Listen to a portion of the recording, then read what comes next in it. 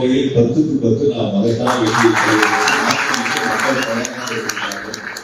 அந்த 10 பேருக்குள்ள எந்த தொகுதி அதிகமான வாக்கு வித்தியாசத்தை ஜெயிக்குங்கிறதா ஒரு ஆரோக்கியமான போட்டியாக இருக்கிறது. என் பேருக்கு ஜெயிக்கலாம் வேண்டுகொலை தான் அதிக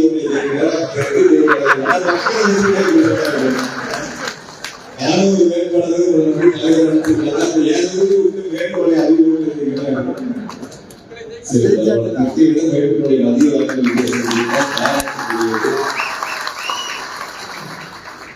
உண்மையே நகரம் பேரூராட்சியில் இருக்கக்கூடிய வீட்டுல சுயேந்திரனுக்கு 38 பூத்து இருக்குன்னா 38 பூத்துல முதல் பூத்து அதிக ஓட்டுகளை எதை பெறுகிறதோ அதேபோல அறிவரசனுக்கு இருக்கக்கூடிய பூத்துல முதல் பூத்து அதிகமான ஓட்டுகளை எதை பெறுகிறதோ அப்படி ஒவ்வொரு ஒன்றியத்திலையும் பசுமையில் ஒவ்வொரு ஒன்றியத்திலையும் நகரத்திலையும் பேரூராட்சியில் முதலிடத்தை பிடிக்கக்கூடிய பூத்து கமிட்டி பொறுப்பாளருக்கு ஒரு லோன் தங்காலை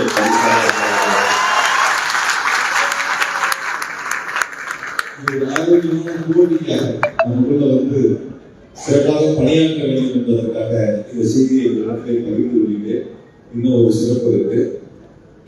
கோவைக்கு வருகிற முதலமைச்சர் அவர்கள் பிரச்சார கூட்டத்தில் பேசுகின்ற பொழுது அரசு அமைந்தவுடன் முதல் நிகழ்ச்சிக்கு கோவைக்கு வருகிறீர்கள் என்ற உறுதியை சொல்லியிருக்கின்றார்கள். பிரச்சாரத்தில் எழுச்சியாற்றுகின்ற பொழுது எடுத்து சொல்லியிருக்கின்றார்கள். அந்த வகையில் முதலிடத்தை பிடிக்கின்ற பூத்தை முதலமைச்சரை சந்திப்பதற்கான ஏற்பாடுகள் செய்யப்படுகின்ற செய்தியும் இடத்தை அவனோடு தெரிவித்துக் கொண்டு மீண்டும் ஒரு முறை யாருக்காகவும் இயக்கம் தனிப்பட்ட நபருக்காக இல்லை. இயக்கம் என்பது தலைமையில் இருக்கிற மக்களை தலைவர் அறிவிக்கின்ற வேட்பாளரை வெற்றி பெற செய்ய வேண்டும். அதுதான் நம் இலக்காக இருக்க வேண்டும். அந்த வகையில் அனைவரும் ஒற்றுமையோடு பயணிக்க வேண்டும்.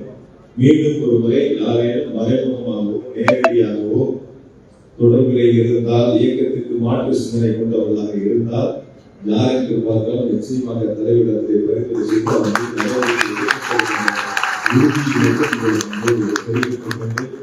வந்திருக்கக்கூடிய நிர்வாகிகள் நீங்கள் சொல்லுகின்ற பணிகளை நாங்கள் செய்கின்றோம்.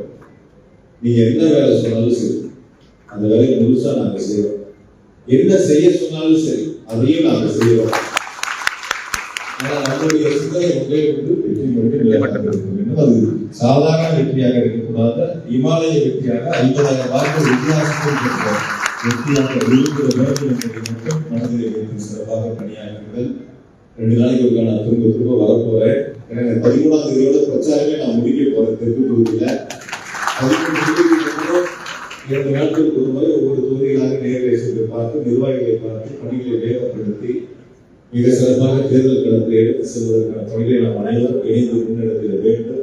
எனவே மாவட்ட கழகத்தினுடைய செயல் தொடர்ந்து உங்களோடு பேசி அதற்கான பணிகளை முன்னெடுப்பார்கள். மீண்டும் ஒரு முறை களத்தில் அன்போடு கேட்டுக்கொள்வது முதலமைச்சருடைய ஆசையோடு போட்டியிட்ட திருமதி கவிதா கல்யாணசுவாமி அவர்களுக்கு அனைவரும்